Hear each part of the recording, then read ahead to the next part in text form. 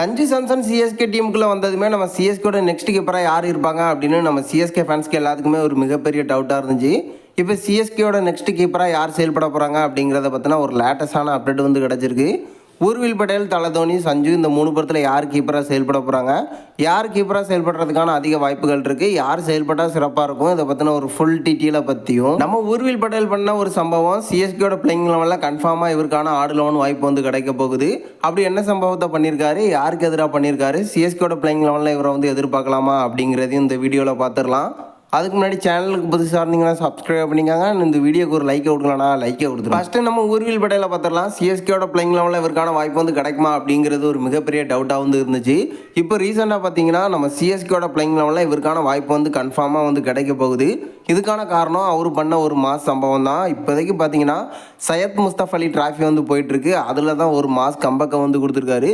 இவரோட ஸ்ட்ரைக் ரேட்டை பார்த்தீங்கன்னா 321 வந்து வச்சுருக்காரு. ரெண்டாவதாக அதிரடியான சதத்தை வந்து கடந்திருக்காரு. 37 பாலுக்கு 119 ரன் வந்து அடிச்சிருக்காரு. 12 4 10 6 அப்படின்னு அடித்து ஒரு மாஸ் கம்பக்கை வந்து கொடுத்துருக்காரு நம்ம ஊர்வில் பட்டேல். இப்போதைக்கு பிளேயிங் லெவலில் இவருக்கான வாய்ப்பு வந்து கன்ஃபார்மாக கிடைக்க போகுது. ஸ்ட்ரைக் ரேட்டை பொறுத்த வரைக்கும் 321 வந்து வச்சுருக்காரு. நம்ம சிஎஸ்கே பிளேயர்ஸ் யாருமே இந்த மாதிரி வந்து ஆடி கொடுத்ததில்ல. ஸோ எனக்கு தெரிஞ்சு பார்த்தீங்கன்னா கன்ஃபார்மாக நம்ம சிஎஸ்கேயோட பிளேயிங் லெவலில் இவருக்கான வாய்ப்பு வந்து கிடைக்க போகுது.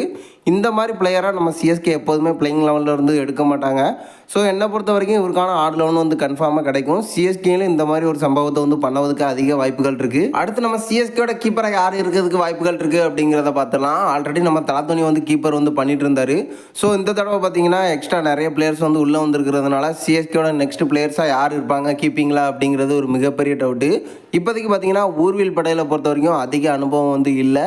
ஒரு இளம் வீரராக வந்து இருந்துட்டுருக்காரு. நம்ம சிஎஸ்கே டீமுக்கு இது வரைக்கும் கீப்பிங் வந்து பண்ணி கொடுத்ததில்ல. மற்றபடி பார்த்தீங்கன்னா டொமஸ்டிக் மேட்சில் கீப்பராக வந்து செயல்பட்டுருக்காரு. ஃபுல் நேரமும் கீப்பிங்லேயும் வந்து கலக்கி தள்ளியிருக்காரு. இப்போதைக்கு தல தோனி, சஞ்சு இவங்க 2 பேர் இருக்கிறதுனால சிஎஸ்கேயோட நெக்ஸ்ட் கீப்பராக இருக்கிறதுக்கான வாய்ப்புகள் வந்து ரொம்ப கம்மியாக தான் இருக்குது. அடுத்து நம்ம தல தோனி சிஎஸ்கேன்னு ஒரு முக்கிய கீப்பராக இது வரைக்கும் வந்து இருந்திருக்காரு. கீப்பிங் பின்னாடி இருந்து நிறைய மேட்சுக்கெலாம் வந்து பண்ணி கொடுத்துருக்காரு. நம்ம சிஎஸ்கேக்கு முக்கியமான நேரத்தில் விக்கெட் கீப்பராக வந்து இருந்து விக்கெட்டை வந்து எடுத்து கொடுத்துருக்காரு நம்ம தல தோனி. ஸோ இப்போதைக்கு பார்த்தீங்கன்னா சிஎஸ்கேயோட நெக்ஸ்ட் கீப்பராக நம்ம தல தோனி இருப்பாரா அப்படின்னு கேட்டிங்கன்னா அதுக்கான வாய்ப்புகள் வந்து ரொம்ப கம்மியாக தான் இருக்குது.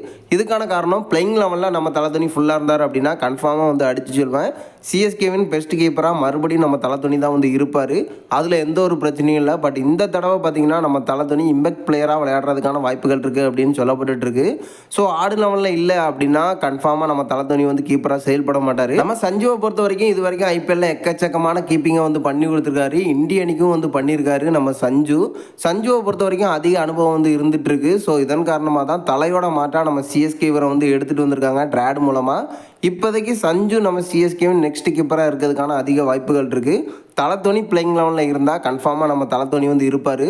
ஒருவேளை தல தோனி இம்பேக்ட் பிளேயராக செயல்பட்டால் அந்த இடத்துல சஞ்சுவை தான் நம்ம சிஎஸ்கே வந்து ட்ரை பண்ணுவாங்க. ஸோ இப்போதைக்கு சஞ்சு, அது மட்டும் இல்லாமல் ஊர்வில் பட்டேல், நம்ம தலை அப்படின்னு கேட்டிங்கன்னா சஞ்சு சாம்சன் தான் நெக்ஸ்ட்டு நம்ம சிஎஸ்கேயோட கீப்பராக செயல்படுறதுக்கான அதிக வாய்ப்புகள் இருக்குது. நம்ம சிஎஸ்கே அணியும் இதை தான் வந்து யோசிப்பாங்க. தல தோனி நெக்ஸ்ட் சீசனில் வந்து இருக்க போகிறதில்ல.